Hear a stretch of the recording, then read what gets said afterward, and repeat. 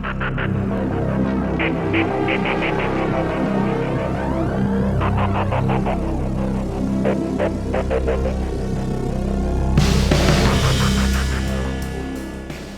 आप देख रहे हैं प्राइम न्यूज और मैं हूं आपके साथ जूही। तो क्या है समान नागरिक संहिता? आप सोच रहे होंगे कि आज मैं अचानक समान नागरिक संहिता की बात क्यों कर रही हूँ। तो आपको बता दूं कि दरअसल उत्तराखंड के चुनाव को लेकर आखिरी दौर में मुख्यमंत्री पुष्कर सिंह धामी ने बड़ा पासा फेंका है। उन्होंने राज्य में चुनाव के 2 दिन पहले जनता से बड़ा वादा किया है। मुख्यमंत्री धामी ने कहा कि शपथ ग्रहण के बाद वे तुरंत यूनिफॉर्म सिविल कोड लाएंगे।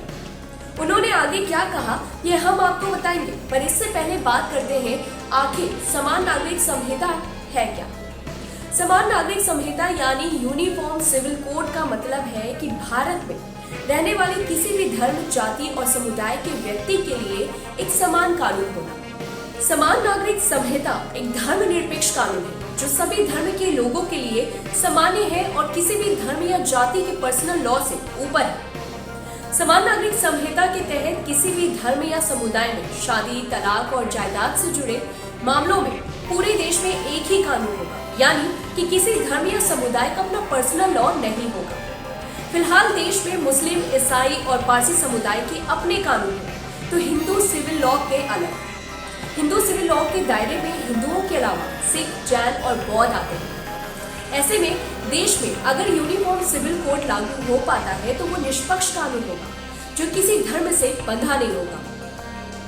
वहीं मुख्यमंत्री धामी ने कहा कि जैसे ही राज्य में भाजपा की सरकार बनेगी, राज्य में समान नागरिक संहिता का मसौदा तैयार करने के लिए एक समिति का गठन किया जाएगा।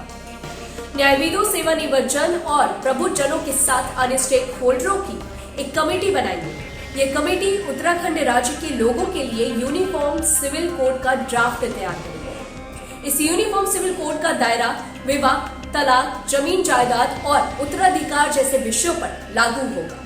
सरकार अपने शपथ ग्रहण के तुरंत बाद न्यायविदों, सेवानिवृत्त जनों, समाज के प्रबुद्ध जनों और अन्य स्टेक होल्डरों की एक कमेटी गठित करेगी जो कि उत्तराखंड राज्य के लिए यूनिफॉर्म सिविल कोड का ड्राफ्ट तैयार करेगी।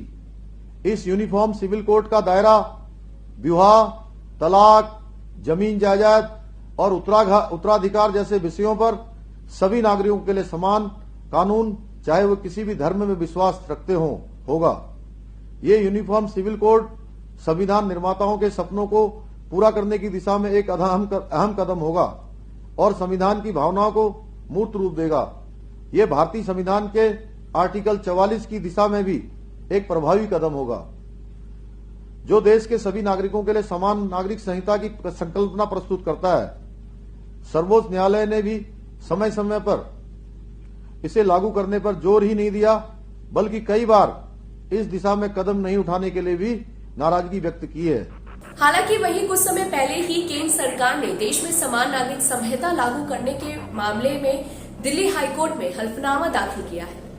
दिल्ली हाईकोर्ट में दाखिल हल्फनामा में कहा गया है कि मामला लॉ कमीशन के समक्ष लंबित है और लॉ कमीशन इस पर गहराई से विचार कर रहा है। हल्फनामे में कहा कि लॉ कमीशन की रिपोर्ट के बाद केंद्र सरकार कोई फैसला लेगी। फिलहाल केंद्र सरकार द्वारा हल्फनामे के मुताबिक समान नागरिक संहिता लागू करने का अभी कोई विचार नहीं किया गया है। लॉ कमीशन की रिपोर्ट के बाद ही केंद्र सरकार जो है समान नागरिक संहिता पर अपना रुख तय करेगा। संविधान के अनुच्छेद 44 के तहत समान नागरिक संहिता को लागू करना राज्यों की जिम्मेदारी है, लेकिन बड़ा सवाल ये है कि आखिर यूनिफॉर्म सिविल कोड अब तक लागू क्यों नहीं हो सका। सुप्रीम कोर्ट ने भी देश में समान नागरिक संहिता लागू न किए जाने पर सवाल उठाए। सुप्रीम कोर्ट ने ये तक कहा था कि संविधान के अनुच्छेद 44 की अपेक्षाओं के मुताबिक सरकार ने समान नागरिक संहिता बनाने की कोई ठोस कोशिश नहीं की। सुप्रीम कोर्ट ने समान नागरिक संहिता बनाने के संबंध में अप्रैल 1985 में पहली बार सुझाव दिया था। उत्तराखंड में चुनाव है और चुनाव के ठीक 2 दिन पहले ही मुख्यमंत्री पुष्कर सिंह धामी ने जनता से ये वादा किया कि सरकार सत्ता में आने पर समान नागरिक संहिता को लागू करेगी।